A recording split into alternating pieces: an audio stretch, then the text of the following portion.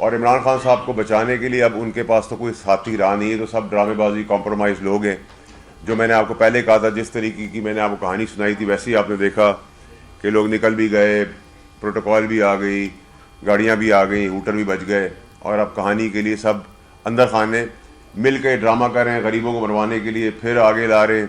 दहशतगर्दी हमारे मुल्क का एक हिस्सा चल रहा है, अल्लाह खैर करे। और इसी दौरान हम देखते हैं कि मदाखलत हमें मिलती है बैरून मुल्क। पहले मदाखलत, अब हम मुझे यकीन करना पड़ा इमरान खान साहब की इस बात को कि मदाखलत हुई रजीम चेंज के अंदर, क्योंकि अब हम कांग्रेस का एक लेटर देख रहे हैं और हमारे वहाँ तो हम इतने बेहिस और बेशरम हो चुके हैं। और जब मैं ये आपसे बात कर रहा हूँ तो मैं बड़ा कैटेगोरिकली क्लियर कर दूँ, ना मैं हुकूमत के बिहाफ पे बात कर रहा हूँ, ना मैं किसी और के, बट एज अ पाकिस्तानी और एज अ सिटिंग सेनेटर बात कर रहा हूँ कि हमारे वहाँ बेहिसी बेशर्मी ये है कि कोई भी आके मदाखलत कर ले, कोई भी आके बात कर ले, हमें कोई फ़र्क नहीं पड़ता। लेकिन अब मैं इमरान खान साहब की बात को ज़रूर मानूंगा कि मदाखलत शायद थी रजीम चेंज के लिए उस टाइम पर, क्योंकि अब अचानक से चैम्पियंस आ गए, कांग्रेस आ गई है, यूएस आ गया है कि जी ह्यूमन राइट्स वायलेशन हो रही है। भाई ह्यूमन राइट्स वायलेशन तो फ़लस्तीन में हो रही है, छोटे छोटे मासूम बच्चों को के गले काटे जा रहे हैं, तो उधर तो मैंने कोई ख़त नहीं देखा, ना कोई आगे बढ़ के आया है। आप अपने आप को कहते हैं कि जी हम सुपर पावर है, तो मेरी नज़र में तो आप सुपर पावर नहीं, मेरी नज़र में तो आप लोग ज़ीरो पावर है, क्योंकि ये अगर आपका असर रसूख है कि गरीब बच्चों के गले कट रहे हैं फ़लस्तीन के अंदर, तो आपको वहाँ कोई ह्यूमन राइट्स वायलेशन नज़र नहीं आती। आफिया सिद्दीकी का केस है, वो उसमें ह्यूमन राइट्स वायलेशन आपको नज़र नहीं आ रही। कश्मीर के अंदर ह्यूमन राइट्स वायलेशन आपको नज़र नहीं आ रही। फिर मैं आपकी कौन सी बात को मानूँ, आपकी कौन सी पॉलिसी को मानूँ? आते सद्दाम हुसैन के साथ 32 साल उसको राज करने दिया, फिर एक दिन अचानक से पॉलिसी आ गई जी कांग्रेस या यूएस की तरफ से कि जी वेपन्स ऑफ मास डिस्ट्रक्शन के वेपन्स पड़े हुए, वहाँ तबाही फेर दी, उसको रजीम से हटा दिया, आधे रास्ते में छोड़ के चले गए।